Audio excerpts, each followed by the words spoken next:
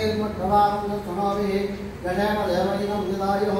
तस्य न हिन्द्रावृन्दशवाः तस्य न मूढाक्षवेदाः तस्य न स्नाक्षोमरिष्टनेमिः तस्य न बृहस्पतिर्धातो ॐ शान्तिः शान्तिः शान्तिः अस्य श्रीवत्सनमोनामृदीमहे प्रदीमहे तदत्रात्मो दम्पती यतनामते सदैवमया प्रियैः रसोमरिः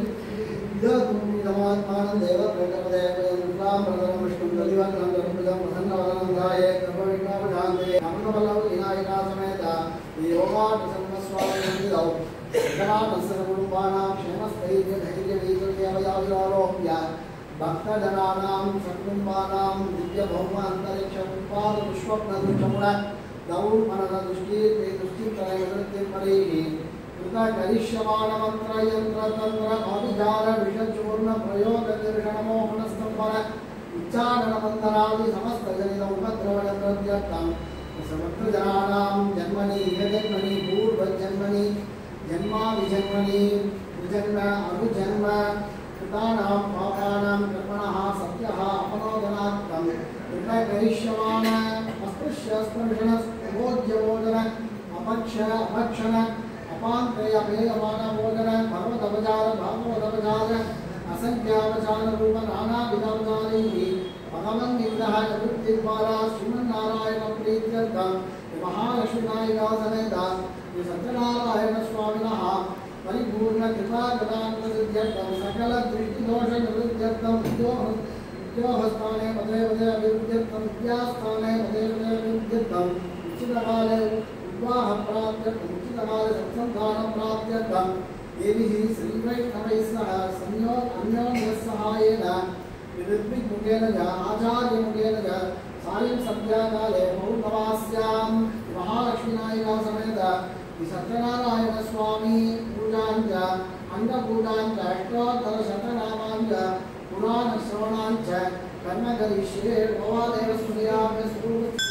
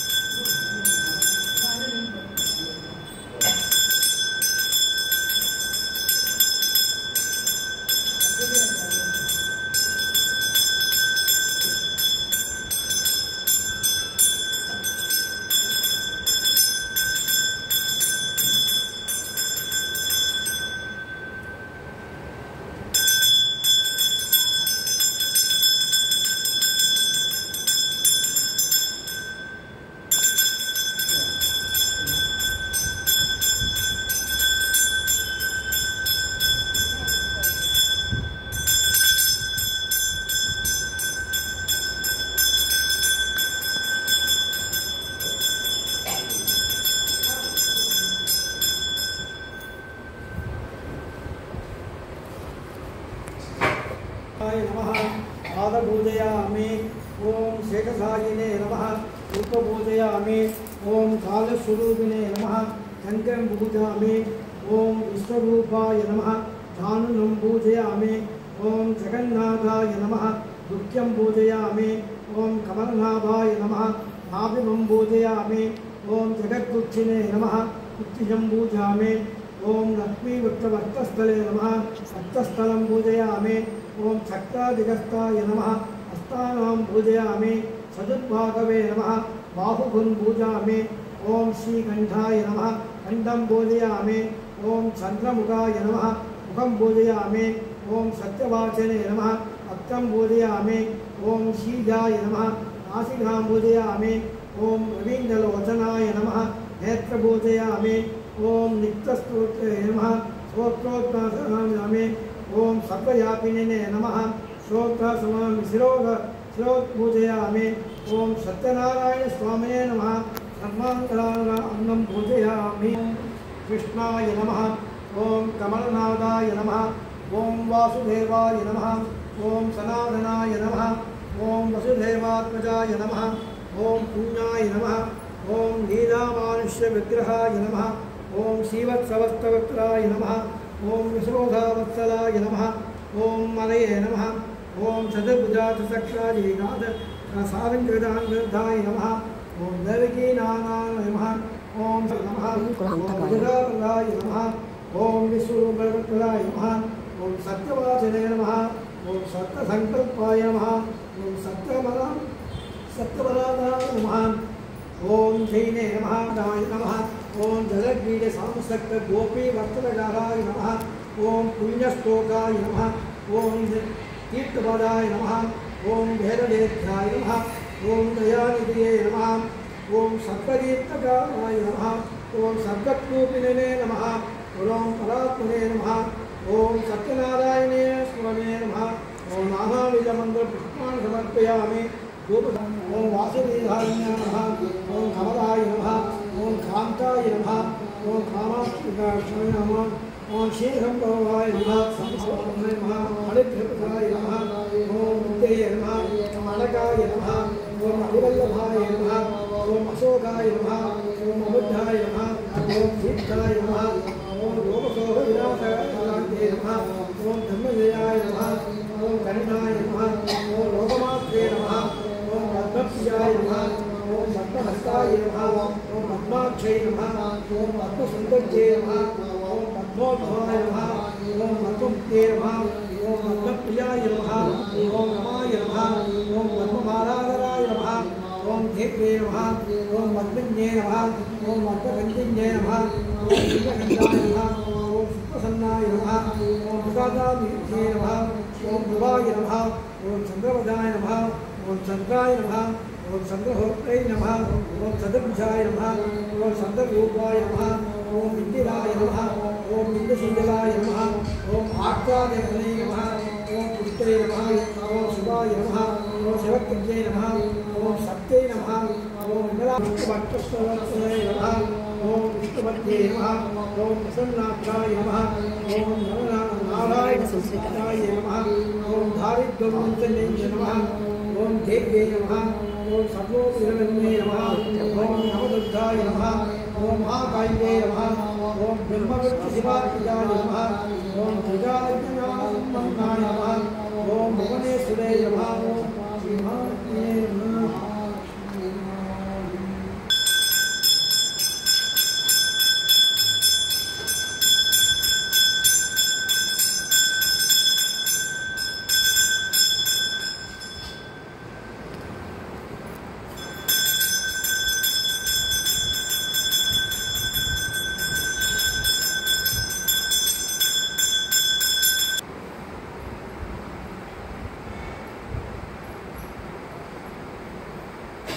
தான் கோரிய தனம் தானியம் பசுபுத்திர ஸ்வர்க்க மோட்சம் முதலாகிய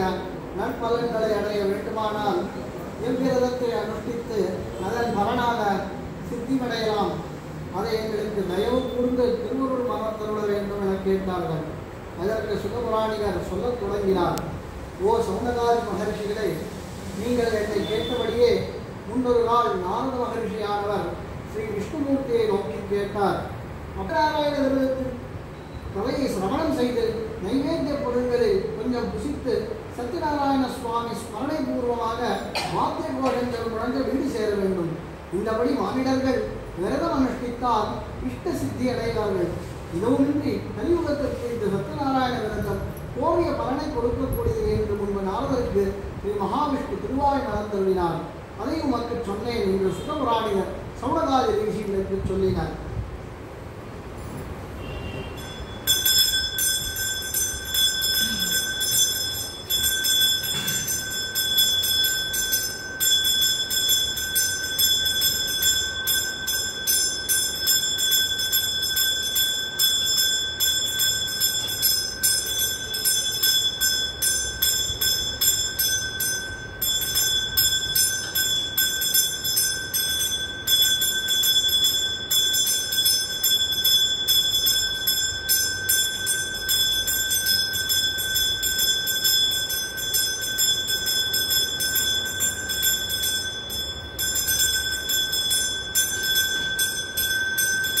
அவ்விரதத்தை செய்யும் முறைகளை தெரிந்து கொண்டு அங்கு கொடுக்கப்பட்ட பிரசாதத்தை புசித்து தனது இருப்பிடமாகிய ஊருக்கு சென்று சத்யநாராயண சுவாமியை மனதில் ஸ்மரித்து இன்று விரத விற்பனையில் எவ்வளவு பொருள் கிடைக்குமோ அதை கொண்டு விரதம் அனுஷ்டிக்க வேண்டும் என்று சங்கல்பித்து விறகுகளை தலையில் தூக்கிக் கொண்டு பட்டணத்தில் தனவந்தர்கள் உண்டான இடத்தில் விறகுகளை விற்க 2 பங்கு அதிகமாய் பணம் சம்பாதிக்கப்பட்டவனாய் மிக சந்தோஷம் அடைந்து அப்பொருள்களை கொண்டு வாழைப்பழம், சர்க்கரை, நெய், பால், தயிர், தேன், கோதுமை மாவு முதலியவற்றை வாங்கிக் கொண்டு தனது வீடு சேர்ந்து அன்று தனது பந்துமித்திரர்களுடன் கூடிய சத்யநாராயண விரதத்தை அனுஷ்டித்து முடித்தான். அது விரத மகாத்மியத்தால் விசேஷ பொருள், தனம், சம்பத்துகளை நிறைய அடைந்து இகலோகத்தில் சகல சுகானுபவங்களை அனுபவித்து பிறகு சத்தியலோகம் அடைந்து மோட்ச சாம்ராஜ்யத்தை பெற்றான்.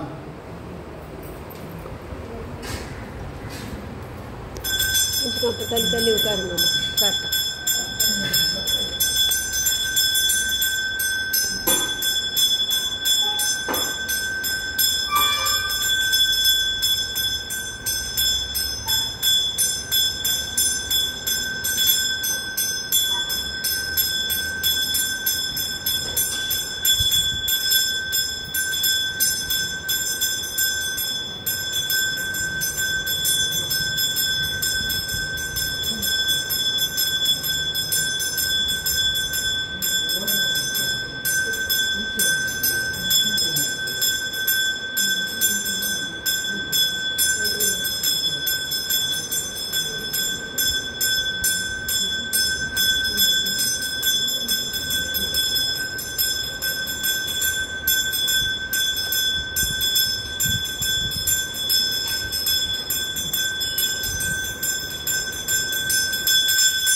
இந்த துக்கம் உங்களுக்கு ஏற்பட்டது, இனி யாதொரு பயம் இல்லை என்று சொல்லி அவர்களை ஆதரித்து உடனே சமரம் செய்வித்து புதிய வஸ்திராபரணங்களை கொடுத்து அலங்கரிக்க செய்து அவர்களுக்கு சந்தோஷமாகும்படி வினயமாய் பேசி முன் நாம் சுவாதீனப்படுத்திக் கொண்ட திரவியத்திற்கு 2 பாகம் அதிகமாகவே கொடுத்து ஐயா வைசியாவணிகளே சொல்ல அரசனிடம் விடை பெற்ற வைசியர்கள் தமது சொந்த நகரை நோக்கி புறப்பட்டார்கள்.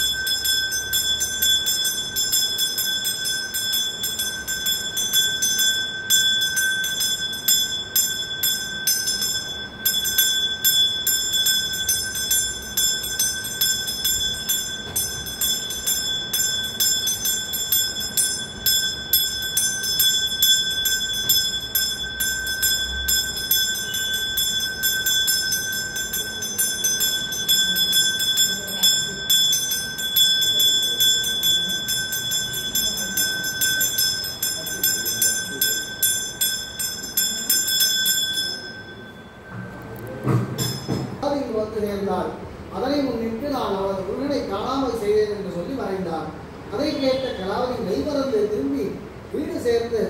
திரிகண சுத்தியாய் பூஜா பிரசாதத்தை உட்கொண்டு மறுபடியும் துறைமுகம் சேர்ந்து பார்க்க ஸ்ரீமன் நாராயணமூர்த்தியின் அனுகிரகத்தினால் யதா பிரகாரம் கப்பலையும் தனது கணவனையும் விற்க கண்டு மனமகிழ்ந்து குடித்து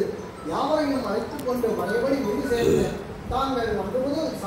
சாது சத்யநாராயண பூஜையை பந்துமித்திரர்களும் கூடி தோற்றுமையிலும் சங்கராந்தியிலும் இடைவிடாது செய்து கொண்டிருந்து அதனால் இகலோக சுகானங்களை பெற்று பரலோகத்தில் மோட்சமடைந்தனர் என்று சுந்தர சுந்தராதியத்தை சொல்லி எழுதினார்.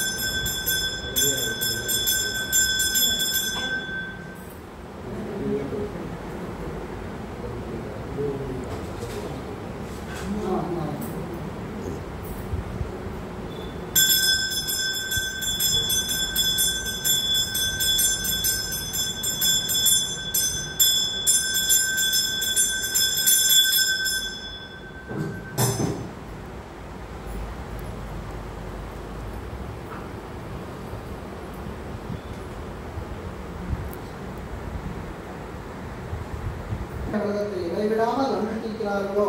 அவர்கள் நாராயணன் அருளால் தன தானிய புத்திர சம்பத்துகள் அடைந்து தரித்திரம் நீங்கி குபேர சம்பத்தை பெற்று வியாதி நீங்கி சுகஜீவிகளாய் பூத பேத விஷாத ஏவல் பிக்னிசூன்யம் முதலிய தோஷங்களை நீங்கி கோரிய வரங்களை பெற்று பிறகு மோட்ச சாம்ராஜ்யத்தை அடைந்தார்கள்.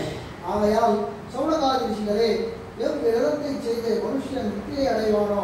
அந்த சத்யநாராயண விரதத்தை உமக்கு சொன்னேன். இதுவுமின்றி கலியுகத்தில் இவ்விரதத்தை பிரதி பௌர்ணமியில் ஒவ்வொருவரும் தவறாத அனுஷ்டித்தல் வேண்டும். இதனால் மேற்கூறிய நற்பணங்களும் மோட்ச சாம்ராஜ்யம் உண்டாகும் என்று சொல்லி சுகபுராணிகள் கதையை முடித்தனர். சௌனகாதியை நமஸ்கரித்து அவரவர்கள் இருப்பிடத்திற்கு சென்றார்கள்.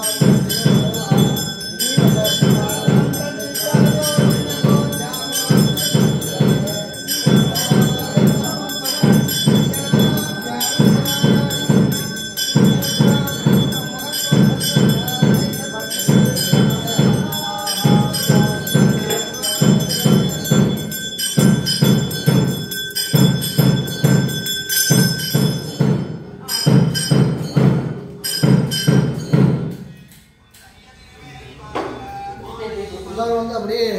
புஷ்பம் சேரலாம், கும்பத்தில் சேரணும். அந்த கும்பத்தில்